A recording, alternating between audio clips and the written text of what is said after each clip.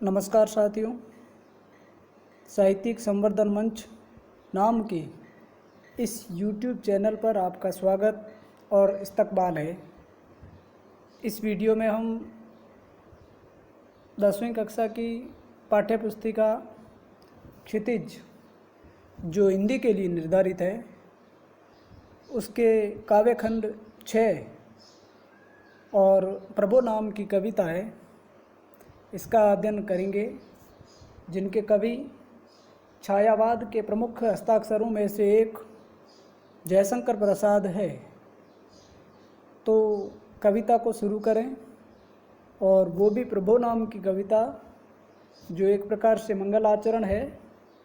तो उससे पहले यदि आप चैनल पर नहीं जुड़े हैं, चैनल को सब्सक्राइब भी नहीं किया है, लाइक बटन को भी पुश नहीं किया है, तो यह सब आप करें ताकि आपको बार बार वीडियो जो अपलोड होगा उसका नोटिफिकेशन मिलता रहे। और दूसरी बात, इस चैनल की सर्वव्यापकता के लिए ज़्यादा से ज़्यादा तक लोगों को साझा करें। तो चलिए हम जयशंकर प्रसाद की प्रभो नामक कविता को पढ़ें। उससे पहले इस कविता का हम परिचय देख लेते हैं। एक छोटी सी कविता और बहुत अच्छी और एक सुंदर कविता जो हमारी पाठ्य पुस्तक में वर्णित है। तो पाठ परिचय में क्या देखें कि जयशंकर प्रसाद की प्रभो नामक कविता उनकी स्फुट कविताओं के संग्रह कानन कुसुम से ली गई है। तो यहाँ से एक छोटी सी महत्वपूर्ण बात कि जयशंकर प्रसाद का कानन कुसुम नामक काव्य संग्रह है प्रभो नामक कविता, उसी में से ली गई है। इस चीज़ को आप याद रखेंगे और महत्वपूर्ण भी है। ईश्वर की स्तुति करते हुए कवि ने उसकी सर्वव्यापकता, सौंदर्य और शक्ति माता का गुणगान किया है। प्रभु जो है वो सर्वव्यापक है, सब जगह उनकी व्याप्ति है और उतनी ही उनकी सुंदरता है। और एक शक्ति के भी स्रोत के रूप में ईश्वर को या प्रभु को स्मरण किया जाता है। ऐसे इस प्रकार से इस प्रभो नाम की कविता में गुणगान भी और मंगलाचरण भी देखेंगे। कवि को प्रकृति के प्रत्येक उपादान में ईश्वर का अनंत प्रसार दृष्टिगत होता है। ऐसे में मानवीकरण अलंकार है कि प्रकृति का कोई भी उपादान है उसमें वो ईश्वर के अंश की व्याप्ति के संदर्भ में एक धारणा प्रस्तुत करते हैं। जैसा कि हम अब कहानी को पढ़ेंगे, कविता को पढ़ेंगे। चंद्र किरणें ईश्वरीय प्रकाश को व्यक्त करती है। सागर की उताल तरंगें या लहर को कहते हैं, उसकी स्तुति करती है। चंद्रिका उसकी मुस्कान को तथा नदियों का कल कल निनाद उसके आह्लाद को व्यक्त करता है। इस प्रकार से अलग अलग उपादान प्रस्तुत किए गए हैं। वस्तुतः प्रकृति के सौंदर्य और प्रेम से युक्त भव्य रूप को प्रकाशित करने वाला ईश्वर ही है। ईश्वर की कृपा होने पर ही मनुष्य के समस्त मनोरथ पूर्ण होते हैं। जिस पर परमात्मा स्वयं प्रसन्न हो जाते हैं, उस व्यक्ति के या उस प्राणी के सकल मनोरथ पूर्ण हो जाते हैं। ऐसी अपेक्षा और ऐसी मान्यता रही है। खड़ी बोली हिंदी में रचित यह कविता प्रसाद जी की भाव अभिव्यक्ति का सुंदर उदाहरण है। खड़ी बोली और सरल भाषा है, उसमें कोई ज़्यादा कठिन शब्दावली प्रयुक्त नहीं हुई होगी जैसा कि हम पढ़ने वाले हैं।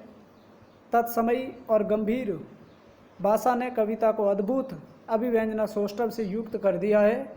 लयात्मकता, सरसता और मौलिकता की दृष्टि से भी यह कविता उत्तम कोटि की है। तो ये प्रभो नामक कविता है और प्रकृति के हर एक उपादान के साथ में ईश्वरीय महिमा को या ईश्वरीय प्रकाश को किस तरह से उकेरने का प्रयास किया गया है, किस तरह से उनकी व्यापकता को अलग अलग उपादानों से जोड़ करके और एक कविता का रूप दिया गया है। ये छायावाद के कवि जयशंकर प्रसाद की कुशलता का परिचायक है कि प्रभु का एक प्रकार से मंगलाचरण भी उन्हीं के द्वारा या प्रकृति के द्वारा या फिर यूँ कहें अदृश्य सत्ता के द्वारा निर्मित इस अंग या इन अंश को लेकर के चित्रण किया गया है, जो अपने आप में महत्वपूर्ण है और जिसको समझना भी हम सब के लिए बहुत आवश्यक है। तो चलिए एक छोटी सी कविता उसकी शुरुआत करते हैं।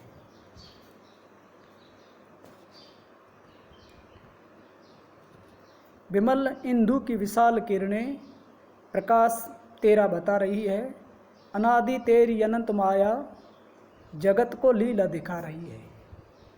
देखिए, विमल इंदु की विशाल किरणें, इंदु कहते हैं चंद्रमा को, कि चंद्रमा की जो किरणें हैं वो जो है, छोटी सी कविता है,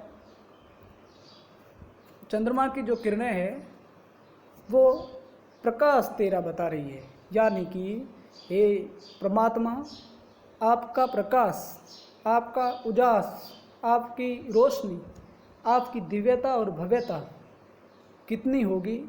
यह तो इस प्रकार से लग रहा है कि जिस तरह से चंद्रमा की किरणें कितनी दूर तक फैलती है, पूरे कायनात में फैल जाती है और शीतलता प्रकाशित करती है, ठीक उसी प्रकार से आपकी महिमा एक प्रकार से चंद्रमा के किरणों की तरह पूरी पृथ्वी पर फैली है, यानी कि उनकी महिमा अनंत है।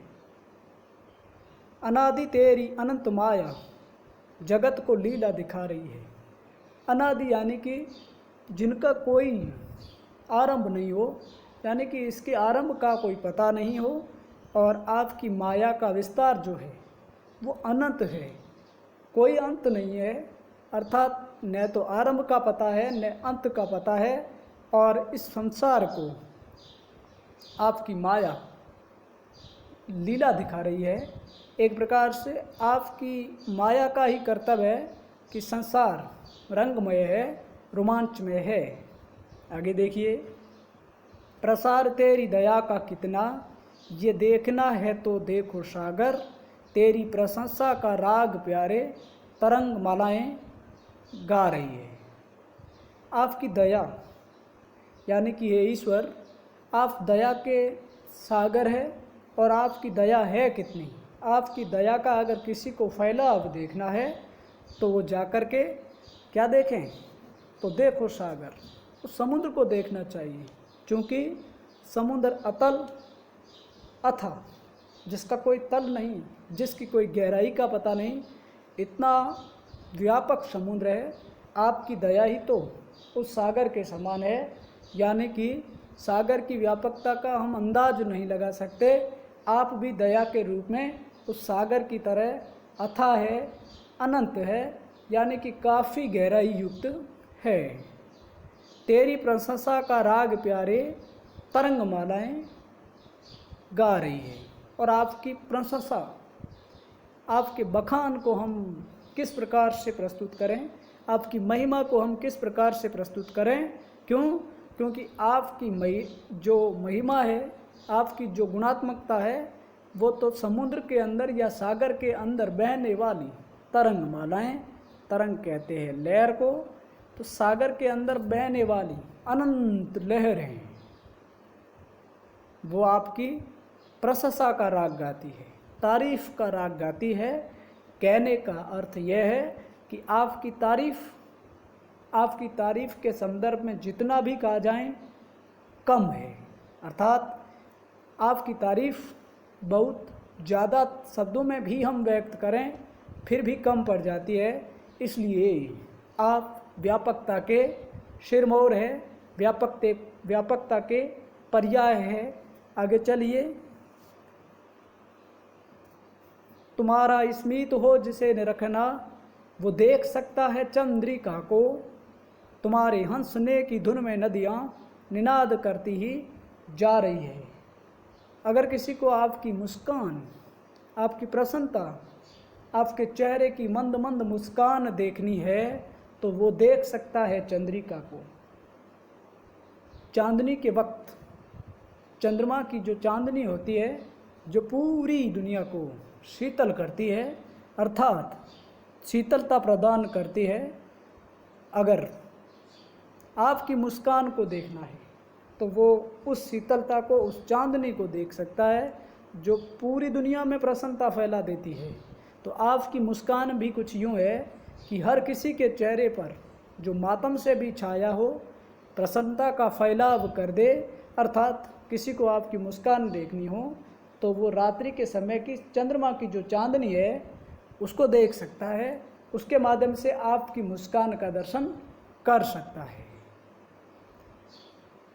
तुम्हारे हंसने की धुन में नदियाँ निनाद करती ही जा रही है, और ये जो नदियों की कलकल है, जो नदियों की चाल है, वो आपकी हंसने का एक प्रकार से प्रतिरूप है। आप ही के हंसने से नदियों की जो गति है, उनकी कलकल की निनाद है, वो सुनाई देती है। यानी कि आपके हंसने की जो मुस्कान है, उसका जो प्रसार है वो भी तो व्यापक है। विशाल मंदिर की यामिनी में जिसे देखनी हो दीपमाला, इस संसार रूपी मंदिर की रात्रि में कोई दीपमालाएं, कोई दीपक, कोई प्रकाश देखना चाहता है तो इस संसार रूपी मंदिर की रात्रि में तो तारकगण की ज्योति उसका पता ही अनूठा बता रही है। रात्रि के समय जो तारे, छोटे छोटे तारे जो पूरे नभ में, पूरे आसमान में छाए रहते हैं, वो एक प्रकार से लगता ऐसा है कि दियों को जगा दिया गया है या दीप मालाएँ जला दी गई है। ये एक ईश्वरीय माया का प्रसार है, प्रभु की स्तुति करने का एक तरीका है, जिसको प्रस्तुत किया है छायावाद के प्रमुख कवि जयशंकर प्रसाद ने। अब आप आगे देखें। प्रभु प्रेममय प्रकाश तुम हो, प्रकृति पद्मिनी के अंशुमाली, असीम उपवन के तुम हो माली। धरा बराबर बता रही है, हे प्रभु प्रेम में प्रकाश तुम हो, आप प्रेम के प्रकाश हो। जहाँ प्रेम हो, जहाँ स्नेह हो, जहाँ भाव हो, ईश्वर वही है। प्रकृति पद्मिनी के अंशुमाली, यानी कि सौंदर्य की देवी जो प्रकृति है उसको चलायमान रखने वाले, उनको हाँकने वाले अंशुमाली आप सूर्य हो, आप नायक हो, जिस पर ये प्रकृति रूपी नायिका चलायमान है। निश्चित रूप से प्रकृति का हर एक तत्व, हर एक पदार्थ इस ईश्वरीय या अदृश्य सत्ता के महिमान्वित चलता है। ऐसी प्रकृति जहाँ सबको प्रसन्नता, सबको एक प्रकार से खुशनुमा माहौल मिलता है, वो प्रकृति भी तो इस ईश्वरीय सत्ता या इस अदृश्य सत्ता के बलबूते पर चलती है, और इसलिए उनको प्रकृति पद्मिनी के अंशुमाली कहा गया है। क्योंकि ऐसा प्रश्न भी पूछा जा सकता है। अब आप आगे देखेंगे कि असीम उपवन के तुम हो माली, धरा बराबर बता रही है। असीम उपवन, ऐसा बगीचा, उपवन बगीचे को कहते हैं जिसकी कोई सीमा नहीं। यानी कि यह जो प्रकृति, यह जो कुदरत, इसके माली, इसको सींचने वाले, इनके पौधों को सींचने वाले, इनके एक एक तत्व को संजीदा रखने वाले माली तो आप ही है। यह धरती बराबर बता रही है। आज से करोड़ों वर्ष तक इस धरती पर जो मानव या चेतन पदार्थ या जड़ पदार्थ की उत्पत्ति हुई है, उसके पीछे कोई ना कोई ऐसी सत्ता है जो इसकी नायक है, जो इसकी नियामक है, जो इसकी विधायक है। सारी चीज़ों का मूल भाव आप ही में निहित है। इसलिए आप सर्वे सर्वा है, सौंदर्यमयी है, सर्वव्यापक है। जो तेरी होवे दया दया निधि, तो पूर्ण होती ही है मनोरथ। सभी ये कहते पुकार करके यही तो आशा दिला रही है, यानी कि ये ईश्वर, हे प्रभु अगर आपकी दया हो जाए, दया के सागर, दया के निधि यानी कि दया के खजाने ईश्वर, आपकी अगर किसी पर भी प्रसन्नता और दया हो जाती है तो पूर्ण होता ही है मनोरथ। तो हमारे मन की सकल कामनाएं निश्चित रूप से पूर्ण हो जाती है। सभी यह कहते पुकार करके, ये सब लोग कहते हैं कि इस प्रकार से या इस ईश्वर की दया होने से सारी इच्छाएं पूरी हो जाती है और ये आशा जिंदा रखती है, यह आशा सब ओर हमें प्रेरित करती है। तो ये छोटी सी कविता 10वीं कक्षा के पाठ्यक्रम में है।